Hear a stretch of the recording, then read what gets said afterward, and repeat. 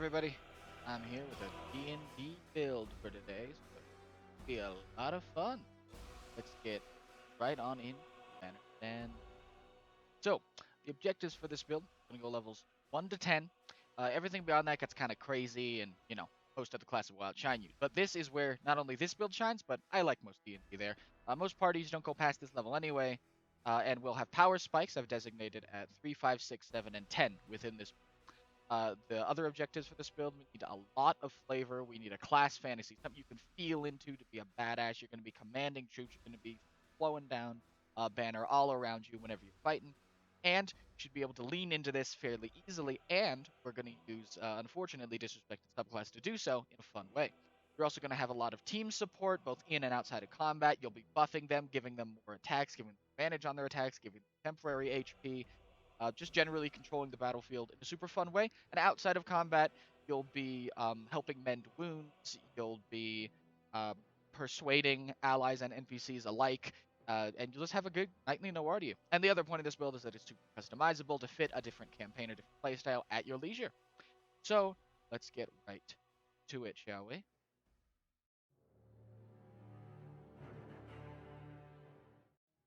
All right, so the race we're choosing for this build is the Hobgoblin from Monster Multiverse. So we have got +1, 3 stats of our choice, or +2 to one stat and +1 to another. You can distribute stats however you'd like. The priority for this build is Charisma as a fighter. Yeah, I know, stick with me. Strength, Constitution, and then Personal Preference after that. Let's look at the features you get for this race. You'll get Dark Vision and Fey Ancestry. You'll be able to see in the dark, which is nice. You don't need torches all the time. And it'll be difficult for any kind of mind control or crowd control effect. Wisdom saving throws suck. But anything to get charmed, you get an advantage on. Super useful. Next up, the real flavor for this build comes from Fortune of the Many and Fey Gift. Fortune of the Many, always stick near your allies. You'll get bonuses to saving throws, attack rolls, and ability checks in general. Always use this. Everyone benefits from you succeeding in these. And then Fey Gift gets upgraded a little, but just for now. For now, it's fine. You can use proficiency bonus times per day, a help action to help an ally. Make sure you're flavoring it however you can. Always use this when you have the option to. It's super useful just to be able to help out allies as you can. Now, next up, we're going for the fighter class for today. You have proficiency in all weapons and armor, super useful. I would recommend picking a pike or an halberd. Technically, you can use any reach weapon, but it's really personal preference. I like the pike for flavor purposes, something we do with the background later. Halberd is technically the mechanical option.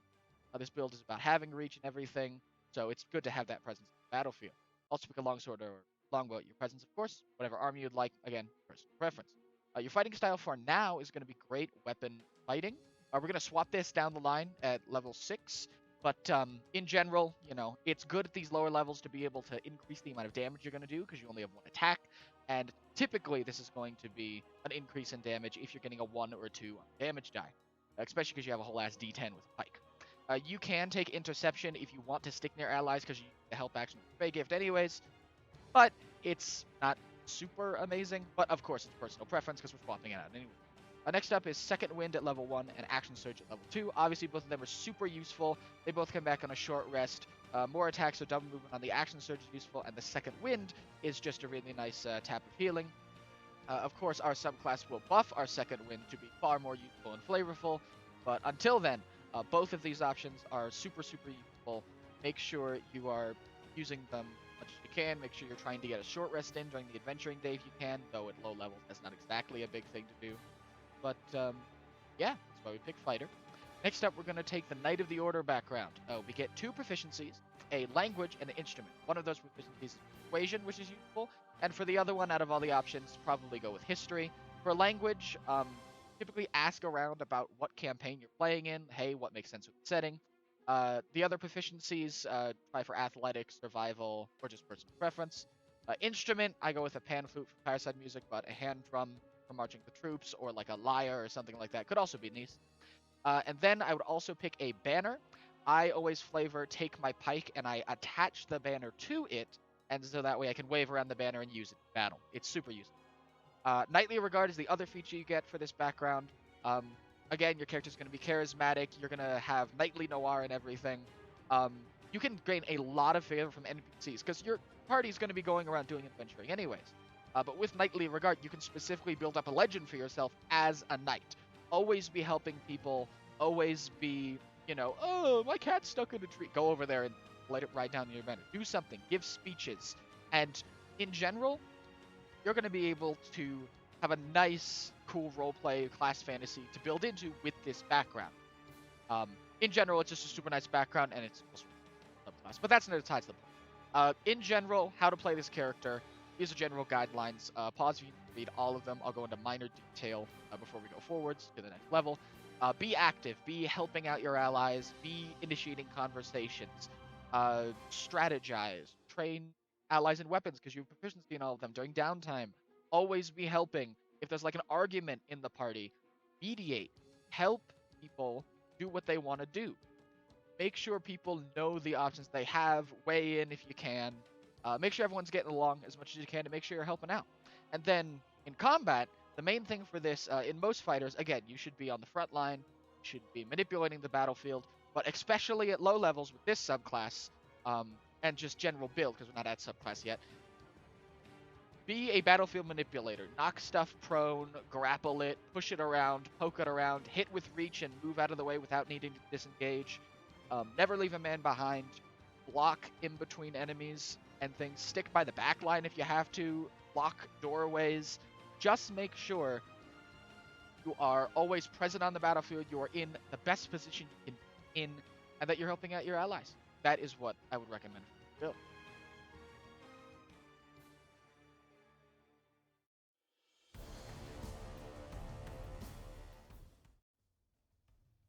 All right, so we got our subclass, and we are picking the Banneret, or the Purple Dragon Knight. Stick with me here. Rallying Cry is a buff we get to our second wind. It'll heal our allies nearby us. It's such a cool ability. Being able to heal allies with an ability you're going to be using anyway. You're on the front line. You're going to heal yourself using second wind at some point. Being able to use it tactically and heal allies within 60 feet of you, at this point up to 3 hit points each, is super, super useful. But the main point of this ability is to flavor it. You are the bearer of the banner. You're the banneret. You're going to sprint out into battle. Wave your banner around. Rally the troops to your cause. Flavor this as much as you can. And it is so cool. It can shift the tide of a battle. Especially because there is a technical rules finicky thing here. You can talk with your DM. Figure out whether or not this works on unconscious allies. Rules as written, it says they have to hear or see you. Technically speaking, that can work depending on how they interpret the unconscious condition. Get that sorted beforehand. Don't do that mid-combat or during your first combat. Make sure that you have that down, because if so, this is healing word. This is mass healing word at level 3, and it can pick people up from being down, and that is amazing. We will get more out of this subclass later. This is all we get right now. Stick with it. The flavor of this is super nice, sprint towards the enemy line, swinging your banner, rallying your allies to push forward past their wounds. It's super useful. Make sure you flavor it as much as possible. It is a subclass defining feature. It's super useful. It's not amazing power-wise, but again, that's not the main part of this level that gets the power upgrade. That has to go with the Fey Gift upgrades on Hobgoblin. Now, whenever you use the help action using Fey Gift, you get these 3 options. Hospitality is definitely the strongest of them. And it doesn't give much temp HP at this level. It's just a proficiency bonus. I think it's a D6 or a D4. It's not amazing, but it is actually a very big difference, especially at this level. It gives it to both you and the ally helping. You're also giving them advantage on the next attack or ability check. You are proven through your allies being able to lead in combat. So they are able to push past a couple of wounds to see your orders through. And that's super, super useful. Passage is also nice, specifically because you can use your bonus action before you use your action on your turn. Rules is written. So you can give you and your ally an extra 10 feet, and then you could, action dash and run away, and then tell them to do the same. You can, run out of the way of an AoE. This can be extremely useful for repositioning you and your ally, especially if they have, a movement effect on them. If you want to get out of, a, area of brambles or something, it's super useful. The least powerful of all of them, but the thing that scales probably the best at higher levels is Spite. Basically, you're directing your ally, hey, aim for the eyes, and if you hit the enemy, they have disadvantage on the next attack roll for a minute. A minute is 10 rounds of combat. So you will always get a benefit from this, or they'll kill the enemy, which is fine. Basically, the main part of this is you are able to give disadvantage to a creature just based on your ally hitting them. And your ally's probably going to hit them if you're nearby and you're helping them. It's just nice to be able to do this. I wouldn't recommend using this a lot at lower levels. Disadvantage is more useful at higher levels when, spellcasters can give negative debuffs to people with like silver barbs and stuff. But otherwise, it's still super useful and super flavorful. That's all we get at level 3. At level 4, we get an ASI. I'm going to go with feat for this. Optional rule technically, but feats are, in one D&D, so they're pretty much a core feature at this point. This is super flavorful, inspiring leader from the player's handbook. This is such a good feat.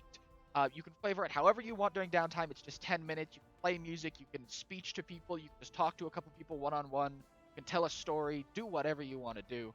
Flavor is free. This is a lot of temp HP. And the best part about this and Fey Gift, one, they can choose the higher one if you give them Inspiring Leader while they already have Fey Gift on them. And there's no duration on the temp HP. It literally lasts until it gets destroyed or an entire adventuring day, until they take a long rest. It is an entire party member's worth of extra HP across your entire party. And the other thing is that if they lose their HP and then you have a short rest, you can talk during a short rest. That's not a strenuous activity. Talk for 10 minutes during the hour-long short rest. Give them their temp HP back. This is a massive boost to your entire team. You are a rallying force. They're willing to stick together and push through their injuries when you are nearby with this feat. It's super useful. Now at level 5, you get extra attack. It's nothing fancy. You can either spread out your damage with your, banner up to the pike halberd. I'll call it the banner. Or you can focus fire on a big target. You can action surge, absolutely annihilate someone, and you still have reach. Make sure you're taking advantage of your reach so that you basically can just move around without having to get into combat if you don't need to, if you're mobile. You can also use one of your attacks to knock an enemy down or grapple them, whatever is necessary for the circumstance you find yourself in. Next up, you get a proficiency bonus increase at this level, and that means you get 3 uses of Fey Gift and Fortune of the Many per long rest. There's a lot of options you have here at this point. You have a lot of resources. It's okay to use multiple in one turn. For example, use the, Fey Gift and then also use an action surge. It's okay to use that at this point because especially as long as you're getting short rests, if you are, it's okay. You have a lot of individual resources that you can tap into that can get refreshed or that just have a lot of them. For short or long rest at this point, you have the ability to last during pretty long adventuring days while also being able to use your abilities quite often, which is super useful.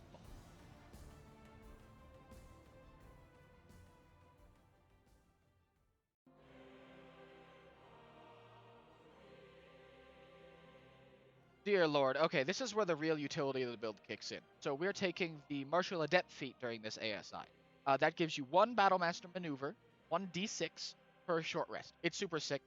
There's a couple of options we can go over here. There's Commander's Strike. You can basically, have the bring him down Legolas moment at Helm's Deep where he's able to give an ally an attack. It's super useful. It's not actually that mechanically good, but it's super cool. Just, flavor-wise, to be able to command troops around. And that's what you should do with these maneuvers. Play it up. You're commanding troops. You're dishing out the orders, and you're helping control the battlefield. The next one I'd recommend is Maneuvering Strike. It's a very good maneuver. You pin an enemy down with your banner and let an ally surge past. Half a movement for someone with unarmed movement, like a barbarian or a monk, they're going to be able to move 20 feet. You can use the not hospitality. It's the passage feature of Fey Gift before you use this, and then Maneuvering Strike, and they can run right past them with increased movement speed. You can basically let your barbarian just sprint past the enemy line with this. It's super, super. The other one I would recommend is Rally. Now, you already have so much temp HP. Rally is kind of just insurance at this point. It's very nice. Any creature that can see or hear you, it doesn't technically have the 60-foot range limit that the Rally Cry does, which is super nice. You can basically give a bit of temp HP onto someone. Let's say your barbarian is up in those backlines where you've done, and they are taking a ton of damage. They're raging. Give them a rally from back in safety while you're holding the front line and they're in the back line, and they're going to be able to tank for longer. Or let's say an ally goes down while you are not close enough to give them the hospitality thing or use your action to get them up, use rally on them, and they'll have a buffer if an enemy attacks them and tries to make them make a death save. You can effectively give them an extra turn. It can genuinely save a person if you do. It's super useful. Now, the one problem with this is it's not super amazing martial let up because you only get 1 die per short rest and you get 2 options. You got to pick these. It's not super amazing, but it's still super useful and flavorful. It's just a shame you can't get, more uses of it anyway. And I'm not done yet. Get debated. Didn't you forget, we're using martial versatility to change great weapon fighting to superior technique. We get 2d6 per short rest. That's much more useful. Here's some other options we can look at. You've got pushing attack. You can, smack an enemy with your banner and send them flying off a cliff or into a fireball or whatever. It's useful. Menacing attack, flavor it as like your banner, you felled so many evildoers, bandits, cults, or whatever. And so any one of those members who sees it is terrified, like, oh God, he's here. And it's, cool. And then commanding presence, it's a little redundant. Technically, you can use Fortune of the Many as well to also do this, and you also get something really nice at 7th level. But if your DM is like super crazy with persuasion checks, definitely take it. Another thing to remember is that you can swap around any of these every time you get an ASI using partial versatility. So remember to do that. But in general, this level's a massive utility boost. It's super nice.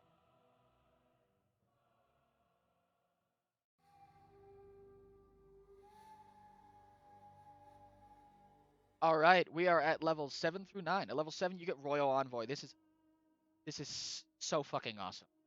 You already have proficiency in persuasion because of your background. I'd recommend insight or intimidation, but that is not why this is such a good feature. Expertise and persuasion as a fighter is completely insane. Let's say you're making your persuasion check. It's DC 18. There's no way you can do it. You have like +8 to persuasion at this point. You can add Fortune of the Many on top of that. You can add commanding presence if you took that maneuver on top of that. And if you have an ally with something like guidance, you are going to be one persuasive motherfucker. You're going to be leading troops. You're going to be solving disagreements between people out of combat. You're going to be a knight in shining armor, banner flying above you, helping people solve problems. And you are charismatic as fuck. You are able, with this, the amount of stacking buffs you can do on top of all this persuasion, you're able to lead in an amazing way, either as the face of a party or as a supporting role to the face of the party. It's just super, super useful. And that's what you should do with this. Take your class fantasy, triple and quadruple down with this ability. You can solve any kind of disagreement. You can lead people to the most unstoppable of odds. It's so useful, so flavorful, and I absolutely love it. You are the Joan of Arc. You are the Leonidas. You are the leader that people will, in battle, surge forth with. They will follow you until death, and that is the true power of this feature. I absolutely love it, and I'm so glad we're able to get it. But moving on, we head to level 8. Level 8, we have an ASI. We're rounding off the build here. I'm not going to be too stingy. You can use whatever. I have 3 options for feats. You can take an ASI. Here are the options I would recommend. You can take the Resilient feat and choose Wisdom. You already have Fey Ancestry. Most Wisdom saves are going to be for being Charmed. But for the ones that aren't, they're still some of the most, in my opinion, terrifying in the game. You're losing control of your character. You're getting disadvantaged and stuff. It wouldn't hurt your chances to have this. It's useful. The next feat I would recommend is the Healer feat. Obviously, at this point, at level 8, you have people who can cast like Mass Healing Words 3 times per day. But the main part of this is the roleplay. You can, go. You are not only a leader of troops, you are the people. You're the kind of person that also can take care of those troops.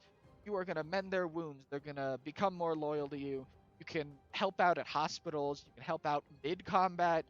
You rally someone to get back up. You use your action Healer's Kit, get someone up.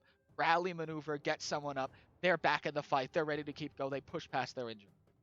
The other feat of note I would recommend is Mobile.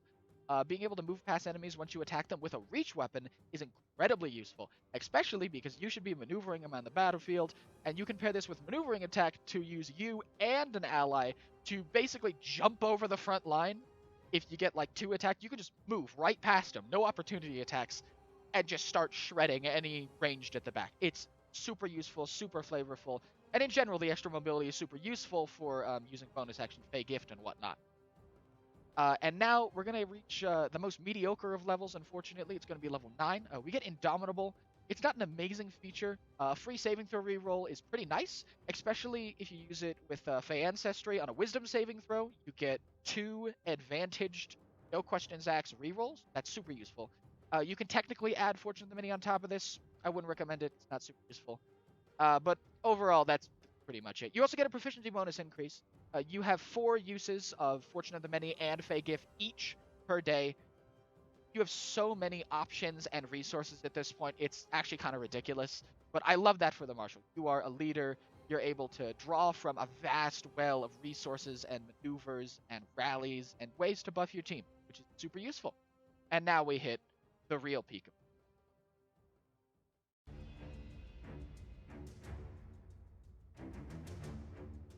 And it is at this point we reach level 10, and we get Inspiring Surge as a PDK. Now this might seem underwhelming as fuck. 1 free weapon reaction attack whenever you use Action Surge? How could that be any good? Well, do you have a Paladin in your party? What if they get another Smite off?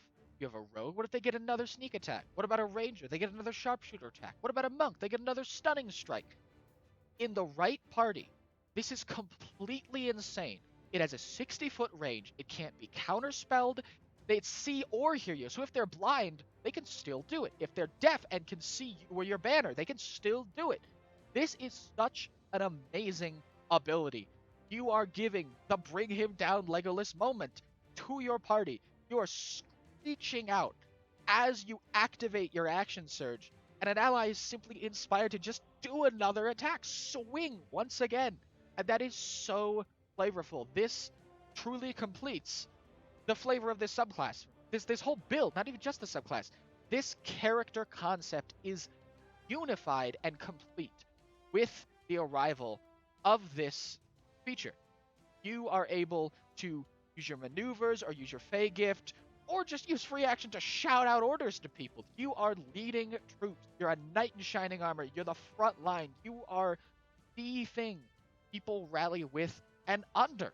You're aiming, you're saying, hey, bring him down. I'm going to run past there. And then your ranger fires down with a sharpshooter and just kills the guy. And you sprint past into the back line. Both of the other marshals in your party following you. The only main part about this that's a little scuffed, it's completely useless for spellcasters. It's useful for half-casters like Paladin, or even like, you have a Blood Hunter benefit from this with an extra right. There are other ways to do this. An Artificer can use their Armorer, weapon attack blast as well. But in general, there are useful ways to do this. You can also use it as you activate your action surge. It's not after your action surge or during, it's when you activate your action surge. So you're able to have many combos and setup depending on your party roster. You can have someone knock someone prone, so you get advantage on them on all of your action surge attacks. You can use the Spite bonus action. You have an ally advantage and the enemy debuffed for a minute if they hit. It's super, super flavorful and useful to be able to shout out. And you also, technically speaking, can use this with Commander Strike to give 2 allies a reaction attack on the same turn. And that's just flavorful as all hell. You just yell out, no! And, they rain arrows into the enemy ranks. And it's beautiful. I love this feature so much. But before we go into the summaries, let's look at all the resources this build out, because that's one of the main factors for me of why this build is so useful. At this level, level 10, you're not a 10th level wizard. You don't have, basically infinite spell slots, but you have a Second Wind and Rally Cry. You have an Action Surge and an Inspiring. You have 2 D6 Battle Master Maneuvers and Inspiring Leader on up to 6 creatures per short rest. 4 uses of Fey Gift and 4 uses of Fortune of the Many, and 1 use of Indomitable per long rest. You have Healer, Mobile, Resilient, always active, depending on what you chose. And your Persuasion is completely insane. You can buff it with Fortune of the Many. You can buff it with Commanding Presence. If there's someone with guidance in your party, you're never going to fail a persuasion check at this point. You're basically a bard. It's amazing. You have so many individual resources per adventuring day that it's awesome. You are no longer a resourceless marshal. Sure, it took a couple feats and a couple reflavors to make work, but it is beautiful to truly see this build at this level. You are moving throughout the battlefield or off the battlefield. You're leading people, and it's just beautiful. It's amazing. I love it so much. Now, to close this off, let's look at the pros and cons of the build and an overall summary before I let you go. There's a lot of resources. There's a lot of battlefield control with forced movement, ally support, and crowd control. There's so many flavorful ability interactions, not just within your abilities, but with other subclasses. There's so much room for personalization, and you can tune this build however you would like to match a setting or just how you want to play it. If you want to take Polar Master or Sentinel, go for it, man. That's just how you play the build. If you want to use a shield and a sword, go for it. It's great. It's almost like playing a Warlord class in 4E when this build is fully powered. It's awesome.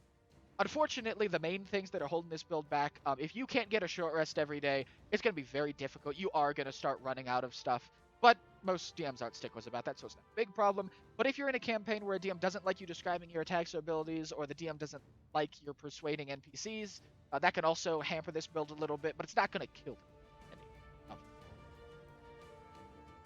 In general, obviously, you are not a min-maxed character. This is a flavor-based build. I've played this many times and had a ton of fun with it. And honestly, it's a super fun fantasy to lean into. And I hope you guys have a lot of fun with it. That's pretty much all I got. Any questions you have, please put in the comments. I'll pin any, big ones. But, yeah, in general, I hope you guys enjoy the build. Godspeed, dudes. Have fun with it. Swing that banner and let it fly high.